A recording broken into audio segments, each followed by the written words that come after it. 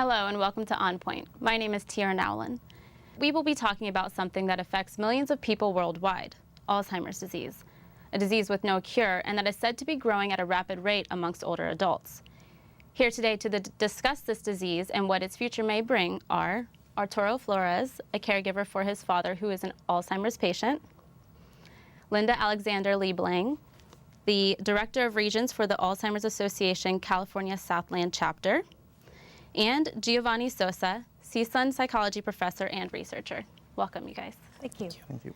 So first I want to start off with a question that, it's a basic question, but something that I think, people know about but need to know more about. And can you just tell me, Linda, what is Alzheimer's disease?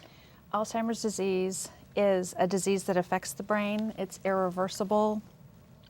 It is a progressive disease, and it is degenerative. There is no cure at this time, and it is one of the largest known types of dementia that there is. Dementia is a broad-based category like cancer, and Alzheimer's disease is a type of dementia. Okay. And is this disease genetic? It can be. It can be linked genetically, but it can also just affect anyone. Anyone could potentially be at risk. They have done studies on plaques and tangles in the brain and found plaques and tangles in the brain with people who don't have the disease, and they found them in the brain with people who do have the disease. And what age range would you say? It affects more people over 65 years of age. However, there have been people diagnosed in their 30s and on up.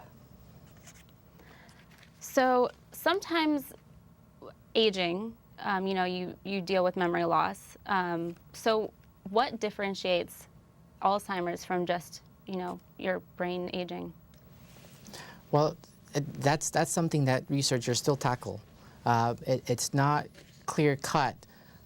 There are a variety of tests that researchers employ, that medical professionals employ in making that distinction between, say, early signs of dementia and normal aging. Because even with normal aging, as Linda can attest, you do have memory loss. You do have some memory lapses that are a completely normal part of aging. With something like Alzheimer's, however, you certainly have a biological basis for it, as Linda was describing. Basically, you have, from a biological standpoint, the killing of brain cells is what's essentially taking place. And it becomes that much more apparent over time when you see the dramatic effect that it has on an individual's ability to engage in daily tasks of living. Eventually you see it have such a devastating impact on people that they can't even brush their teeth, or they can't remember who their spouse is, who their close friends and relatives are. So making that distinction is still very difficult, and it entails a variety of tests, genetic tests, tests for heart conditions, vascular conditions. There's a laundry list of tests that I'm sure Linda can elaborate a little bit more about in making that distinction between Alzheimer's and normal aging. So how is Alzheimer's diagnosed in a person? Well, there are a battery of tests that are done that are physical as well as psychological. A lot of tests are done that way as well too, but they do a whole battery of lab work to see if everything's in the normal levels. They also may do a PET scan, which looks at the brain and sees which areas are functioning and which areas are not. And he said we have... It's difficult. I mean, just to be clear, the actual diagnosis of Alzheimer's can't be made until post-mortem. We don't really know, without a shadow of a doubt, whether someone is indeed suffering from Alzheimer's until you do an autopsy. That's correct. So what are the benefits for someone who detects this disease early on? Well, some of the benefits are that you can plan for the future and decide what are the things you're going to do. Talk with your doctor.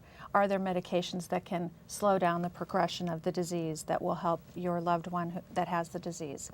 And make plans for the future, because if you don't plan, then you don't know what to do. And as Arturo can probably attest, you know, there's been a book written on 36-hour day, and the caregivers don't get a break. That it's more than a 24-hour-a-day job. So.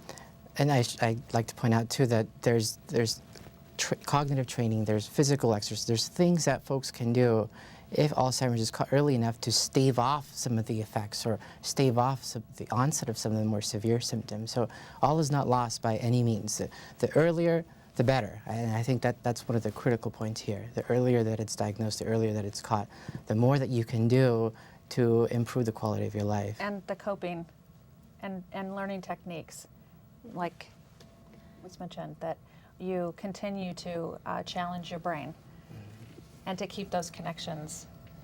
Now, you had mentioned earlier the different stages, in a way, that someone with Alzheimer's may go through. But what are these stages, and how is it able to go from just, you know, maybe brushing your teeth to ultimately being fatal? How is this disease?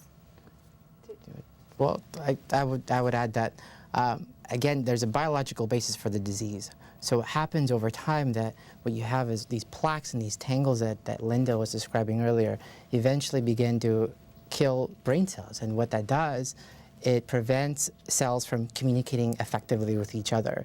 When you have this interruption in the ability of your brain to communicate with itself, then you obviously are going to have an interruption in abilities, in motor tasks, an ability to learn new things, an ability to communicate. Everything is in the brain. And so the more the brain is impacted, which is what results over time with these plaques and these tangles that develop, the more that these everyday tasks are precluded.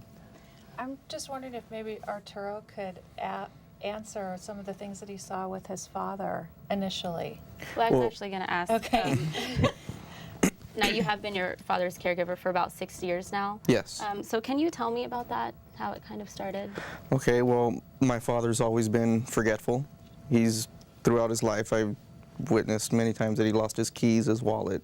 So when he did start forgetting more things, we really didn't think anything of it. We thought maybe, okay, it was stress at work, and until we finally noticed he couldn't do his job at work anymore. And that's when we sought help, neurologists, doctors, and they did, was it a PET scan, you said? Mm-hmm. Yes, one of those, and we, ultimately they told us it could be dementia, Lewy body's disease. And it just started progressing. He couldn't do his job anymore. He couldn't drive. He got lost while driving. So we finally made a decision, retired him, and took the car keys, and you know. Always difficult. It's a difficult thing. Yes, it is. And although he says there's nothing. I mean, to this day, there's nothing wrong with him, according to him. He's fine, he's healthy. But, you know, the caregivers see a whole different thing.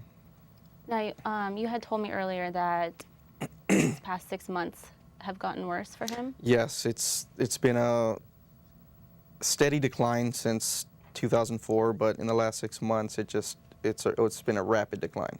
And how is that? Last Christmas, we were still playing chess together. Now he can't. He's having problems holding, you know, in consonants. It's just been a very rapid decline. He can't brush his teeth like you were talking about. Can't bathe himself. Can't dress himself. Anything like that.